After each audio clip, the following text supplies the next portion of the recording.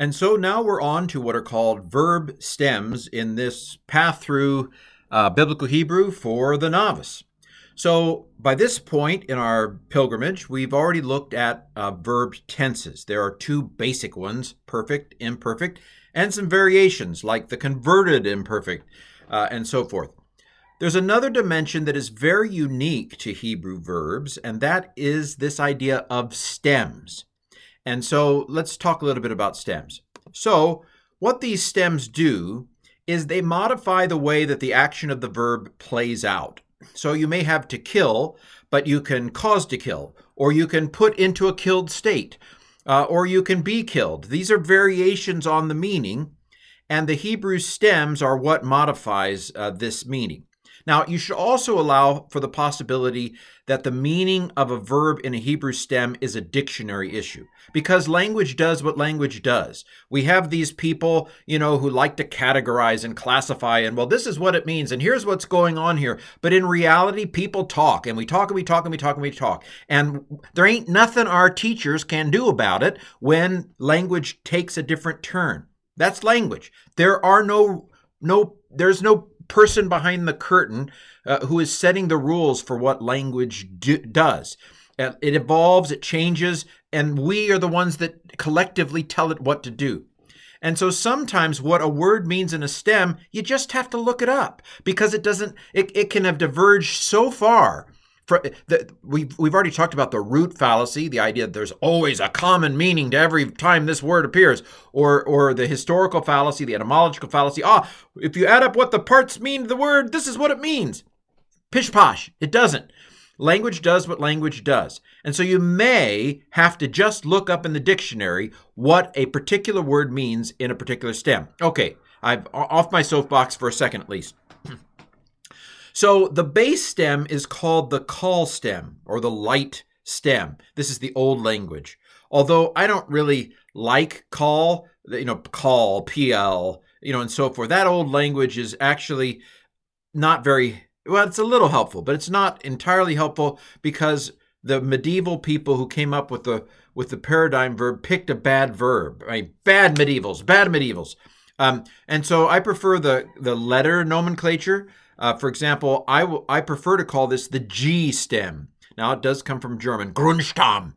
You don't have to know that. The G stem, think of it as the ground stem, the starting stem, the starter kit, the basic, no frills, bleh, nothing happening here, the starting point for a particular verb. We'll just call that the G stem or the call stem. This is the starting point, the unchanged perfect or imperfect. Here are the examples of, so yiktol is the basic call stem pattern for katal, the paradigm verb in modern times for the imperfect. And then katal is the basic G call stem, nothing done here, perfect form. So these are as simple as it gets, really, these base forms. And that is the call stem, the no frills added stem, the bleh stem, the starter stem, the cheap one. Anyway, no spoilers on this car. So that's the call stem. So now let me give you an overview of all the other stems, shall we? So the N stem used to be called Niph'al. We're going to call it the passive stem. It's not, again, the Hebrew will do what Hebrew will do.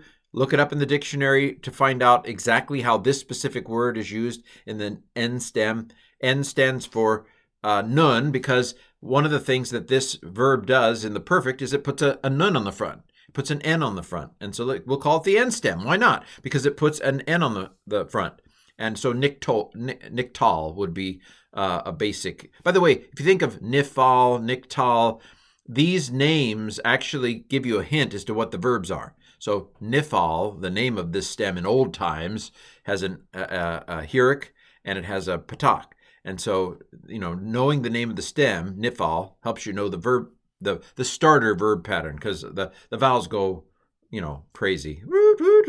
Danger. But hey, we're learning this for the novice, which means we're using the tools. So you look it up. You don't have to memorize all that stuff. That's why it takes so long to learn Hebrew. If you want to learn it all, memorizing it. But just look it up in Interlinear Bible or Blue Letter Bible, and it'll tell you, oh, this is a Niph'al. It's an N stem. Then the Pu'al, that's the old name for it, was a bad name for it because this is the doubling stem. D is for doubling. That's good enough for me. It's called the D stem in some modern parlance because it's a doubling stem. It doubles the second letter. But whatever medieval crazy person picked the model verb to be Pu'al, whoever picked that back in the Middle Ages, picked a verb, it doesn't double its middle letter. So it's incredibly unhelpful as a paradigm verb. Hithpa'el with a doubled tet is much better in modern parlance. But anyway, it's the doubling stem. And it generally has the sense of to put something in the state of something.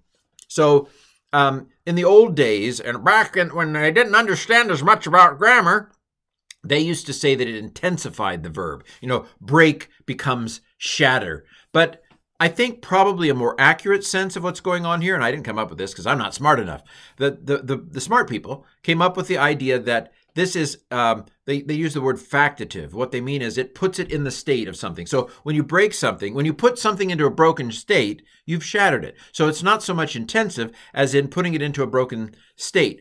There's another kind of verb called a stative verb that, like to be holy. It's the state of holy. And so what would a resultative, what the resultant state, if you break something, it's shattered. And then if you have a stative verb like to be holy, then you put it in that state, factative, which is to make holy. So two kinds of verbs, the action verb and the state verb. If you put a action verb in the D stem, you get the result. Break goes to shatter. If you take a stative verb and you put it into the D stem, it talks about the fact after you've put it in that state. So from to be holy means to make holy. Okay, let me try that one more time. If it's a act verb, then the D stem tends to make it the result. So from break to shatter. If it's a state verb like to be holy, it tends to be to make holy, to put into that state. All right, I tried hopefully that last time was a charm. But anyway, the next stem is the Pu'al stem or the D stem. D is much more helpful because it stands for doubling. The next stem is the Pu'al. This is the D passive.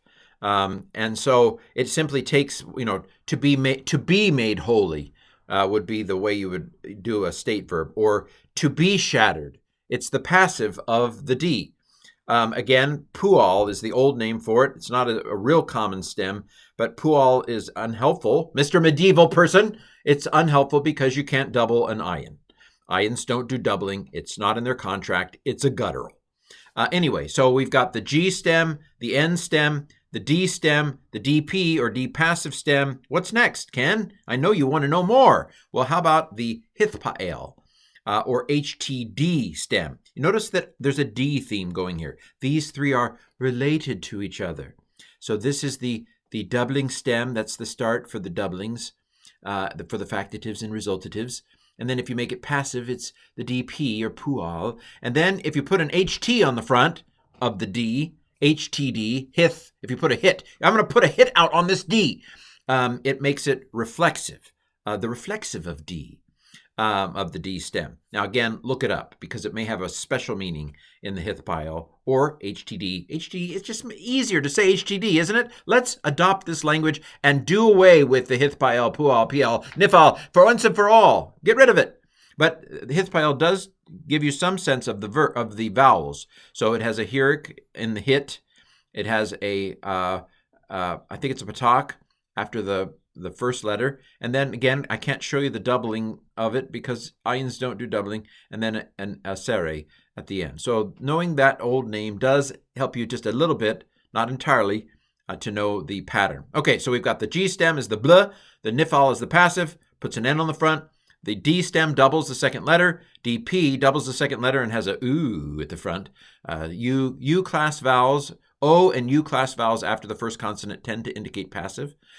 Anyway, that's a thing. You don't need to know that because you're going to look it up, and the dictionary form is going to tell you. I mean, the cheats in learnerbible.org and Blue Letter Bible, they're going to tell you what stem it is, so you don't need to know all this. And the dictionary will tell you what it means in the stem, so you don't need to know all this stuff, except I want to give you a basic guide so you know what you're talking about. So the Hiph'il stem, now we're starting with a new system. So you've got the D, DP, and HTD. Now we have the H stem, the Hiph'il stem. It puts a hey on the front of the perfect. And what about the hey? What the hey? The hey is a causative stem. So it's to cause X to do the G stem. So if we've got kill as katal, then Hithpa'el, I think is the way the Hithpa'el would look. It's to cause to kill. You take out a contract on someone. You didn't know Hebrew could do that. You could take out contracts on people in the Old Testament. Well, not really. I'm making it up. Okay, so the Hiph'il is the causative stem, to cause X to do Y.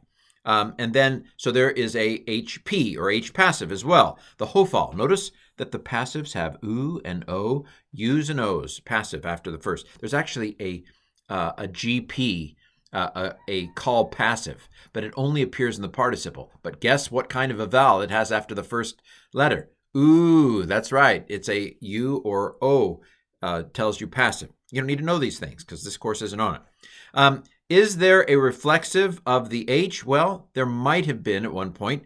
I'm not going to talk about the HT shin, which only appears in the Old Testament with one verb, kavah, but it's a very important verb because it means in the hishtakavah is the way it all plays out. It's to worship. So it's a very important verb. But this video is not about hishtakavah. Go find out about hishtakavah. Better yet, go do hishtakavah.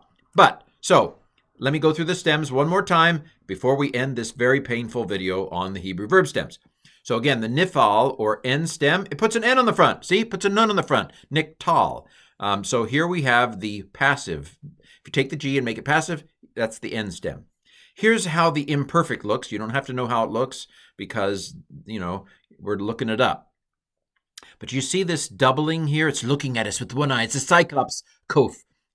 This reflects doubling. What is going on here? Well, nun assimilates when no vowel separates. The nun gets sucked into the koph and it becomes a doubled koph. So the nun is here of the N stem. It's just hiding. Peekaboo. So that's the Niph'al or the passive stem, the N stem. Passive reflexive of the call stem. Yes, I already said that. He was killed. There, I've said all these things. The next contestant is, again, the D stem, Pu'al. Now, you can see, if you use katal as a paradigm verb, you can see that it's doubled the tet. It's doubled the tet at half the cost. So we've got a D stem here. It doubles the second radical, yikatel. In the imperfect, the Pu'al stem has the doubling, as I said, of the second letter. You don't need to know that because you can look it up. Now, as I've also said, for stative verbs, that is, be holy, it is a factative. It puts it in a holy state, or it makes holy. For transitive verbs, that is, doing verbs, it is resultative, from break to shatter. These are things I've already said, but here it is on a nice PowerPoint. So that is the Pu'al or the D stem. So next, we have the Pu'al stem. And like I said, you can see the poo. Oh, he's got poo in his video. Sorry, couldn't help myself. So the Pu'al has a U stem that is an indication of it being passive, and it's got the same indications of the D stem, the doubling of the second letter. DP, D passive. Not a real common stem, but it does appear from time to time. So that's the Pu'al stem, passive of the D stem. And then, of course, we mentioned the Hithpa'el, which puts a hit on the front. See? Hey, hirik, ta. Hithpa'el. And you can see the vowels, al. It is, again, a D stem, doubled second letter, but it has a hit on the front. And it tends to be the reflexive of the D stem. So like from gird to gird yourself. Reflexive in that way. But again, look it up, because the dictionary will tell you what a word means in a particular stem more than anything else. Then the Hiph'il or the H stem. In the perfect, it has a H on the front. And then this hirik yod, this E at the end, after the second radical, is a telltale sign of the Hiph'il stem as well. Hik'til or hak'til in the yak'til in the imperfect. Imperfect puts performatives on the front. The perfect tends to put endings on the ending. Again, it's a causative stem, to cause whatever the G meant to happen, to cause, to kill. This is all review. It could also be to cause X to kill Y. So it can cause G to happen, or it can cause X in the G stem to do Y. These are two different formats of being causative. That's the H stem, the Hiph'il stem. Again, the Hoph'al, this is a kamatz katuf. It's a O. O's and U's are the passives. Again, not a real common stem. The HP, the passive of the H, but you can see Hoph'al, again, Hoph'al, kamatz katuf is the O, patak is the A, but this is the passive of the H stem. Caused to be killed would be an example of it. Again, a rare stem, but it's important to know. And that is those are the main stems. We have in this video covered all of the main stems that Hebrew has. Again, bottom line is look it up, but these general patterns of meaning do follow through a lot of the time. And so it's worth kind of knowing what they are, even though ultimately you may have to look it up.